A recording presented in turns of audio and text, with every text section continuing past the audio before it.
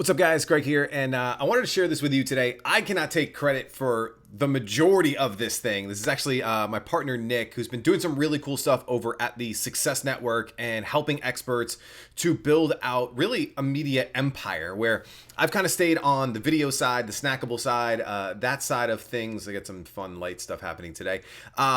Nick's been really building out this entire living, breathing media system for experts, and I thought this he shared this with me on one of our calls the other day, just sent it to me. And I wanted to share this with you because I think this is an incredible workflow.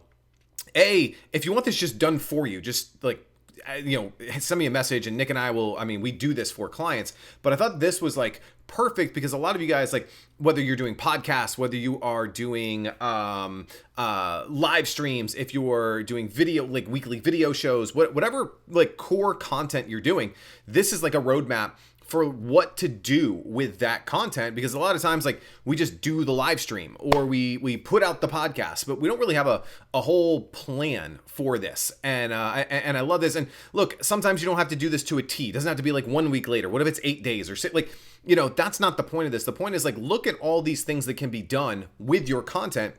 And I'll make sure we bring Nick on and do a video about this, about what he's doing. But look at this is for like one of his podcast episodes that he did with Todd Herman, who wrote an incredible book called The Alter Ego Effect. You should all read that. So I'm making lots of recommendations here.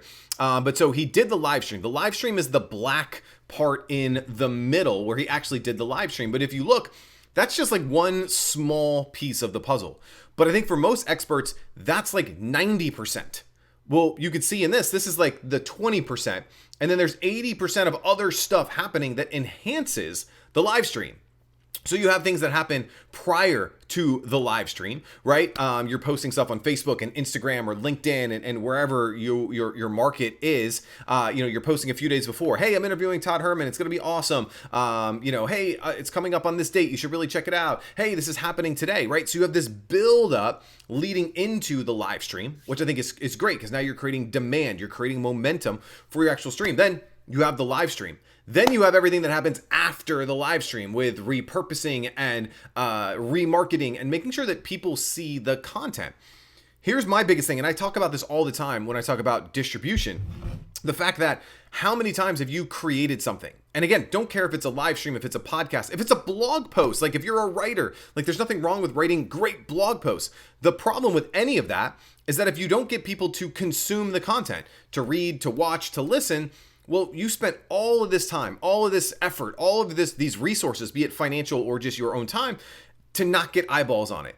And what we need to do as creators, producers, experts, thought leaders, whatever you want to call yourself, we need to spend a lot more time on the distribution side, on making sure that people see and experience the content, because then they're like, oh, wow, Greg really is a thought leader. Nick really is a thought leader. Susie really is a thought leader. There's someone that I want to follow if they actually see and consume the content. So we have the live stream. Then we take the audio from the live stream and we make and put it out as a podcast on iTunes and Spotify and Stitcher and all the different places. You go and put the recording of the live stream up on YouTube. You can create some graphics that you would now share on Instagram, Facebook, LinkedIn, Twitter that point people to go watch the YouTube video or to go watch the replay on Facebook.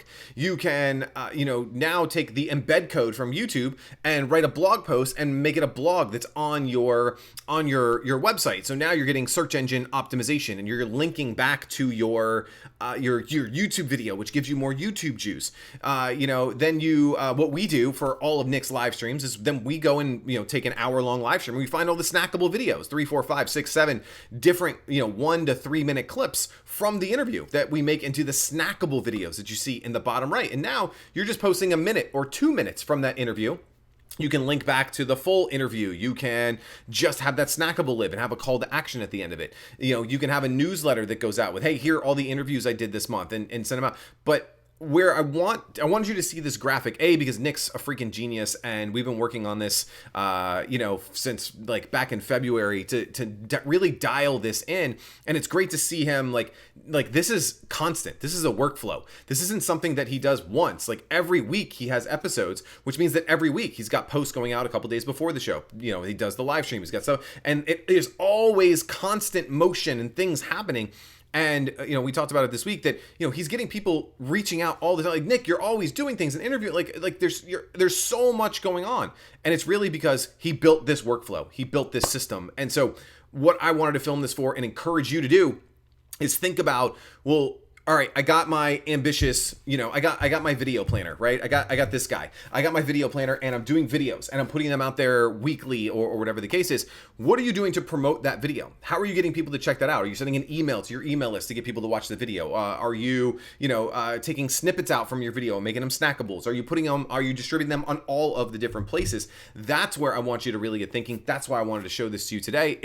It's not just about the creation of the content, it's also about the marketing of the content. And this is even before we talk about like running ambitious video ads and getting alternative distribution. But yeah, Nick, great freaking job on this. Drop a comment below with one thing that you learned from this video. What is one thing that you are now going to start doing with your content because you saw this? And if you want some help, whether it is creating the snackable videos in like our virtual video producer program, or if it's having a team do all of this for you, just drop in the comments, that you want more info, and Nick, myself, someone will get back to you and we'll help you out. So thank you guys for watching. Hope this was helpful. Leave a comment with the one thing that you're going to do because of seeing this graphic, and I will talk to you guys real soon.